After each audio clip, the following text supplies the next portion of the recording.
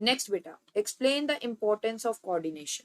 अब कोऑर्डिनेशन की इम्पोर्टेंस क्या है, तो आइए देखते हैं। Following are the points denoting the importance of coordination. So number one, size of the organization. बेटा जैसे जैसे ऑर्गेनाइजेशन का साइज बड़ा होता जाता है, ज्यादा एम्प्लॉयज की जरूरत पड़ती है, और वो हर एक एम्प्लॉयज का डिफरेंट माइंडसेट होता है, डिफरेंट फैमिली बैकग्राउंड होते हैं, तो उसमें कॉन्फ्लिक्ट्स होने के ज्यादा चांसेस रहते हैं एम्प्लॉयज के बीच में। और हो सकता है कि एक दूसरे को एक दूसरे के साथ वो पॉलिटिक्स में एंगेज हो जाए कि मुझे आगे बढ़ना है तो मैं उसको पीछे कर दूं आगे बढ़ने के लिए। तो ऐसी चीजें ऑर्गेनाइजेशन में बेटा देखी जाती है जैसे ही ऑर्गेनाइजेशन का साइज क्या करता है, ग्रो करता है। एक ऑर्गेनाइजेशन स्मॉल स्केल से जब लार्ज स्केल पे आती है तो उसे एम्प्लॉयज की भी ज्यादा रिक्वायरमेंट पड़ती है। एम्प्लॉयज ज्यादा हो जाते हैं, डिफरेंट डिफरेंट माइंडसेट से हैं, डिफरेंट डिफरेंट बैकग्राउंड से हैं, तो क्या होता है उनके कई बार व्यूज मैच नहीं करते, अंडरस्टैंडिंग डेवलप नहीं हो पाती। तो इस वजह से क्या होते हैं, उनके बीच में कॉन्फ्लिक्ट्स होने स्टार्ट हो जाते हैं, मतलब लड़ाई वगैरह होनी शुरू हो जाती है। तो यहाँ पे एक बढ़िया रोल आता है कोऑर्डिनेशन का। यहाँ पे मैनेजर को क्या करना पड़ता है, कोऑर्डिनेशन मेंटेन करना पड़ता है अपने टीम मेंबर्स के बीच में, जिससे कि कॉन्फ्लिक्ट्स वगैरह ना आए। So let's recall the point. The need of coordination and the size of the organization are directly related to each other. है ना, जैसे जैसे साइज बढ़ता जाएगा वैसे वैसे need of coordination in the organization भी बढ़ती जाएगी।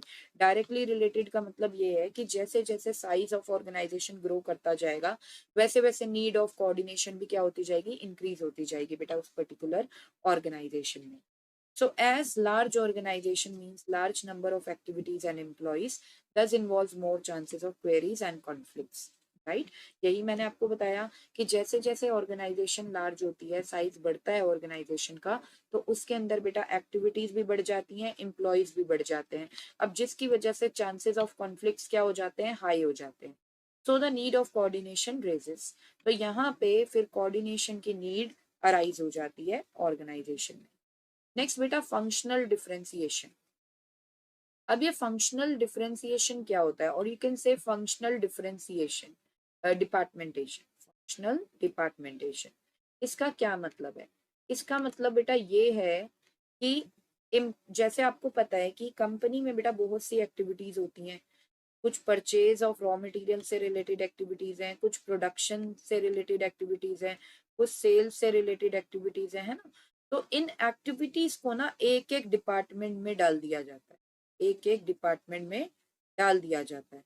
अब जो परचेज से रिलेटेड जो भी एक्टिविटीज है वो किस में चली गई, परचेज डिपार्टमेंट। ध्यान से सुनिएगा बेटा, बहुत इंपॉर्टेंट चीज है ये। प्रोडक्शन से रिलेटेड जो एक्टिविटीज सारी चली गई वो चली गई बेटा production department. Okay, and sales से रिलेटेड सेल्स डिपार्टमेंट। तो हर एक डिपार्टमेंट क्या है, अलग अलग है, और हर एक डिपार्टमेंट को एक्टिविटीज के बेसिस पे, फंक्शंस के बेसिस पे, जैसे कि हमें पता है कि ये जो है purchase production sales, these are the functions of the organisation. अगर on the basis of functions of the organisation हमने डिपार्टमेंट्स क्रिएट किए हैं एक कंपनी में, तो उसको बोलते हैं बेटा फंक्शनल डिफरेंशिएशन, और यू कैन से फंक्शनल डिपार्टमेंटेशन। तो उससे क्या होता है, जैसे कि आप देख सकते हैं कि ये जो डिपार्टमेंट्स है ना, ये जो फंक्शंस है एक दूसरे पे इंटरडिपेंडेंट है।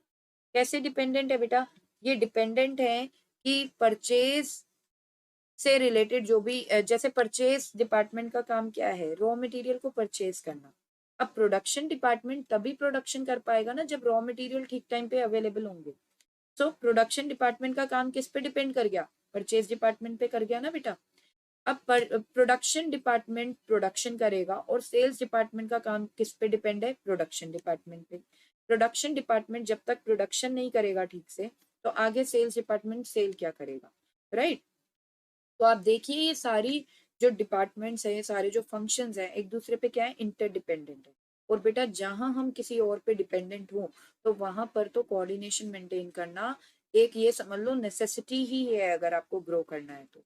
तो यहाँ पर बेटा फंक्शंस में भी क्या होता है, इंटरडिपेंडेंसनेस है। आप देख सकते हो डिपार्टमेंट्स एक दूसरे पे क्या है, डिपेंडेंट है। तो बेटा उनको अगर ठीक से वर्क करना है तो क्या करना पड़ता है, इनको कोऑर्डिनेशन मेंटेन करना पड़ता है। So the functions of the organization like sales, purchase, production are divided among different departments. यही मैंने आपको बताया कि जो भी functions है organization के वो different different departments में क्या है, divided है।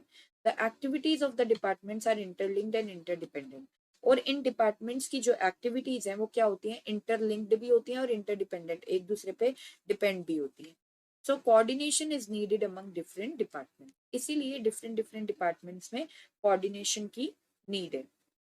ठीक है बेटा, फॉर एग्जाम्पल भी मैंने आपको एक्सप्लेन किया, the production department is dependent on the purchase department for the purchase of raw material, the sales department is dependent on the production of goods.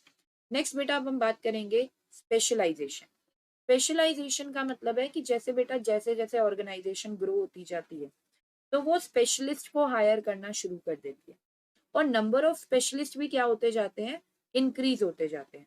और हर कोई स्पेशलिस्ट बेटा अपने अलग अलग स्टाइल से क्या करता है, ऑर्गेनाइजेशन को सर्व करता है, उसका अपना अलग अलग स्टाइल होता है वर्क करने का। अब यहाँ पर हो सकता है क्योंकि अपना अलग अलग स्टाइल होता है स्पेशलिस्ट का वर्क करने का, तो स्पेशलिस्ट के बीच में कॉन्फ्लिक्ट होने के चांसेस हो सकते हैं। तो वहां पर भी कोऑर्डिनेशन की रिक्वायरमेंट आती है कि स्पेशलिस्ट के बीच में क्या हो, कोऑर्डिनेशन बना रहे, कॉन्फ्लिक्ट्स वगैरह ना हो, तभी ऑर्गेनाइजेशन अच्छे से क्या कर पाएगी बेटा, ग्रो कर पाएगी।